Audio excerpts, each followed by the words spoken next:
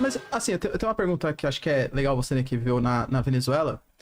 Admitindo que as atas da oposição, eu acredito que sim mesmo, né? Elas sejam reais. Mesmo assim, a gente pega um país que tem, pô, repressão contra a oposição, uma inflação que chegou a 1 milhão% ao ano, e 30% da população votou no Nicolás Maduro, que é uma porcentagem importante da população, né? Você acha que isso é um certo saudosismo do período do Chaves, onde teve uma ascensão social, a instalação ali de redução da desigualdade, da mortalidade infantil? Boa. Tem um comediante que ele falou assim, pergunta para um chavista como ele vive hoje e pergunta para um madurista como ele vive hoje. É claro que ele criou a sua elite e agora tem uma manutenção de uma base política, porque aquela base política, se o chavismo, na verdade, era um reduto, era uma resolução de um pensamento do Fidel Castro de reformular a esquerda latino-americana, e o Hugo Chávez foi o que chama o delfino dele, porque o Hugo Chávez pega esse papel dele e começa a andar na América Latina. Esse reduto, esse resumo de pessoas, esse acabamento de base política que bota no Maduro, é apenas, imagina um Estado funcional não para o povo, e sim para o partido. Todo o que é membro do Partido Político Socialista Unido da Venezuela tem um cargo no Estado, no funcionamento do Estado, né? É coordenador, 2.000 generais, que você fica pensando, para que você precisa de 2.000 generais, um país que tem 3 estados, apenas 30 milhões de habitantes, perdeu 8 porque todo mundo saiu embora.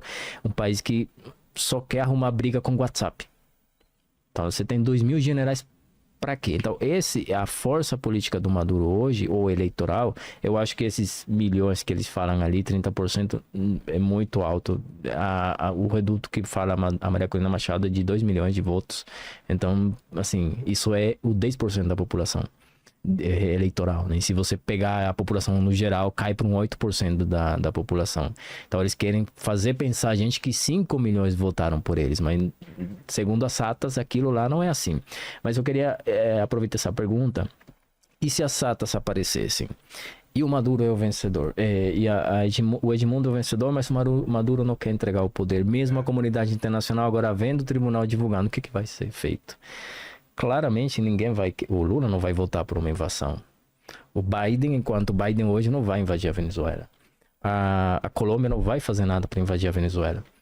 Mas o que eu acho que a comunidade internacional vai ter que encarar é: Colômbia, você já pegou 3 milhões de venezuelanos, já deu. Mas o México, se prepara, você vai receber 300 mil. Estados Unidos, eles vão ter que pensar seriamente o despovoamento da Venezuela. Será?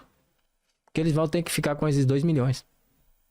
Fiquem ali vocês, e nós vamos ter que fazer uma parada humanitária, e a ONU vai ter que financiar tudo aquilo. E cada país vai ter que se comprometer, já que não querem tirar o cara, porque a migração vai ser em escalada. Eu vou trazer, se for o caso, os meus parentes. E esse é um pensamento comum lá? É um pensamento comum. Por exemplo, quem tá fora quer trazer as pessoas que estão lá. Ou não tem jeito, ou você fica, que eu não vou trazer toda a minha família, ou você fica e não me liga mais, porque eu não quero saber mais nada de vocês. Ou você vem. A possibilidade de guerra civil é complicado, porque o exército tá na mão dele. E que guerra civil, Vilela? Você precisa o povo armado. Aquilo vai ser um genocídio. É um genocídio. Já é um genocídio. Com os povos guaraus, por exemplo. Eu falei uma cifra ontem no programa, eu falei mais de 10 mil. Teve uma cacique que me escreveu. Não é 10 mil, Carlos, são 13 mil. Ou você fala o número correto, ou não fala. Eu falei, desculpa, eu achei que era 10 mil com base em 2023. Não, é 13 mil indígenas guaraus que estão no Brasil. Vilela, 13 mil indígenas. Da onde veio tanto indígena? O desmatamento que está tendo lá também. Eu falei que os generais, ex-generais, têm negócio de minérios, de hidrocarburos, de exploração de ouro, de diamante. Tudo isso lá faz com que os povos indígenas fogem para o Brasil ou para a Colômbia. E muitos chegam em estado de desnutrição. Gravíssimo, gravíssimo. Você vê aí a Operação Acolhida, que atua em Roraima. Hoje, só a Operação Acolhida tem levado de Roraima, Boa Vista, para outros estados do país, mais de 120 mil venezuelanos. E no Brasil somos já cerca de 600 mil, é quase meio milhão. Então o Brasil deve se preparar para aguardar mais 600 mil. Inclusive, acho que já existem dados que após a eleição, o fluxo de... Quando abriu a fronteira, né? Porque elas foram fechadas, já teve um pequeno aumento ali no fluxo de... Sim, vai ter. Sim, já estava tendo, inclusive, no próprio dia 30 de agosto. Por exemplo, quando foi divulgado os resultados, já foi divulgado. Eu tenho fonte que que conhece militares que atuam lá e falam, não, aqui já está só em aumento. E nenhum país vai querer se intrometer, né? Não, Todo ninguém... mundo muito com problemas muito grandes internamente. Né? Acaba ficando mais barato você pegar 200 mil venezuelanos, me manda, que eu resolvo, mas não me coloca nessa situação. Mas nesse contexto, uma curiosidade que eu tenho é que nessa semana, eu acho uns 3 dias atrás, o presidente da Rússia, Vladimir Putin, convidou o Maduro para a cúpula dos BRICS, em Kazan, em outubro, né? Aí o professor acho que é a pessoa mais qualificada para fazer essa análise. E nesse contexto, como entram Rússia e China ali e de repente pode haver uma entrada da Venezuela no BRICS, como que é essa situação aí? Os dois já reconheceram, né? Tanto o Xi Jinping quanto o Putin já reconheceram a eleição, reconhecendo o Maduro. Acho que é muito mais uma questão de interesse geopolítico, de ver a Venezuela como uma resistência, porque de fato era uma resistência contra os Estados Unidos. E, claro, né? Interessado no petróleo venezuelano. Se vai entrar para os BRICS ou não sei. Difícil saber, né? Talvez sim. Os BRICS hoje, eles estão meio que superando essa questão de relacionada à parte política. Por exemplo, a gente tem hoje, dentro dos BRICS, Arábia Saudita e Irã, que são países que eram rivais até o ano passado. A gente tem Egito e Etiópia, que tem disputas pelo Rio Nilo. Então, os BRICS hoje, acho que eles surgem muito mais como uma alternativa ao G7 e talvez a participação da Venezuela com uma resistência à influência dos Estados Unidos da América do Sul possa ser decisiva. Eu acho que também não vai ter grande resistência de nenhum dos membros que hoje estão nos BRICS na entrada da Venezuela. Então, pode ser que sim. Eu queria... A Rússia, muita gente... Assim, para colocar o contexto interno, não na parte geográfica, mas internamente, vocês têm agora em 5 de julho, foi o desfile militar da Venezuela. E o desfile militar teve a bandeira da Rússia sendo içada pelos militares venezuelanos. Num desfile venezuelano houve presença russa. Então, a gente deve, assim, no entendimento de que tudo que estiver fora e for contra os Estados Unidos, para mim me serve.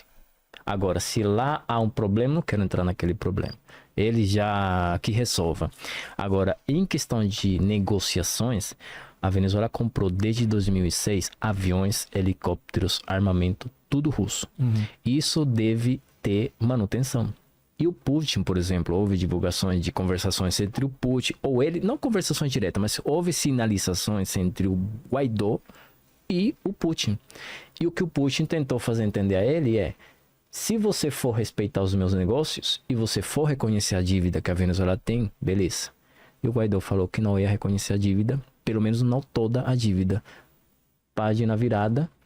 E o Guaidó nos jogou na mesma Série A que joga o Putin, foi largado fora. Então hoje a Venezuela representa, além dessa estratégia geográfica militar, um ponto de ingresso econômico para a Rússia, porque esses espertos engenheiros russos fazem manutenção nesses aviões. Enquanto, por exemplo, Maria Corina Machado não quiser reconhecer isso, o Putin não vai abrir a boca para falar há eleições ilegítimas lá.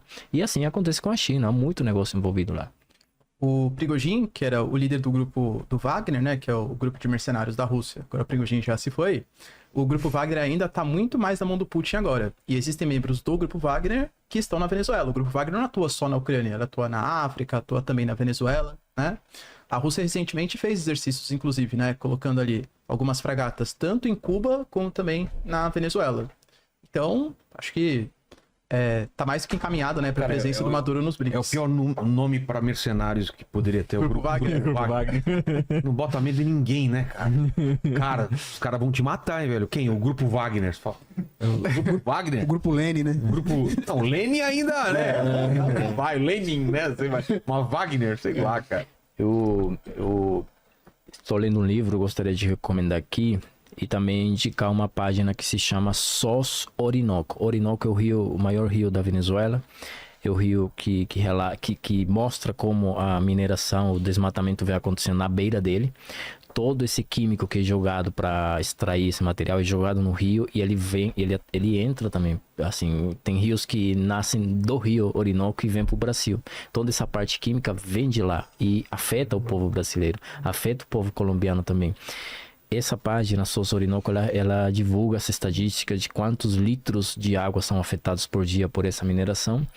E o livro que se chama Diálogos Impertinentes, de uma advogada venezuelana que se chama Thaís Penhalver. Nesse livro, ela abordou um professor especialista em temas russos e ele explicou que para o pensamento russo hoje, existe essa preponderância de se recuperar de um regime assim que deu errado, que é a União Soviética, se recuperar disso. Porém, eles não querem voltar a nada parecido àquela pobreza, àquela fome passada. E há outro porém. Se isso no caminho servir para diminuir a relevância dos Estados Unidos, então bora para frente com o Putin para sempre. Então o Putin hoje, para o pensamento russo, não é o melhor cara, mas é o único que faz os Estados Unidos recuar em qualquer momento. Então essa lógica é importante também analisar o pensamento deles. Eles não se orgulham da União Soviética, eles já querem sobrepassar essa história, o povo russo.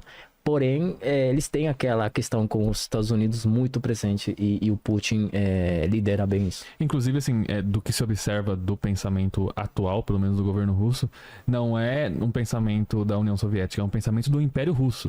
Então é engraçado porque muita gente defende a Rússia contra o imperialismo, mas é outro tipo de imperialismo ali, né? Tipo, é o imperialismo que invade a Ucrânia, que aparece em parada militar de outros países, né? Tipo, não é muito diferente no final das contas. E em Cuba, né? Agora na Venezuela tem um navio que vai fazer exercícios militares, e é russo. Em dias passados, atracou outro navio em Cuba. Né? Então, que país chamado Estados Unidos nós estamos tendo hoje, que na presença de 2 navios de uma principal potência militar... Tá permitindo o tipo de coisa de boa. Então, a gente tá... Esse que eles chamam força, agora não mais bipolar, senão multipolar... O pessoal tá testando a temperatura da água faz tempo, né? Mas cada também, vez colocando... Mas também eles são países autônomos também, né, Vila? Não tô concordando com a política Claro, e tal, claro. mas, pô, tá direito de receber exercícios militares russos. Ninguém pediu É a mesma perguntar coisa aos que a China fala assim, pô, mas como assim? A Filipinas tá fazendo exercício militar aqui com os Estados Unidos. A Coreia do Sul tá estabelecendo exercícios militares com os americanos. Aí a Coreia do Norte também vai reclamar, né? Sim. Mas teve um caso que foi até sintomático nessa questão, que foi quando navios iranianos atracaram no Brasil. Os Estados Unidos se posicionaram de uma forma muito contundente, até foram recebendo perguntas sobre sanções, né? Por causa desses navios iranianos sendo abastecidos no Brasil. E assim, teoricamente o Brasil tem a sua autonomia, né? Exatamente.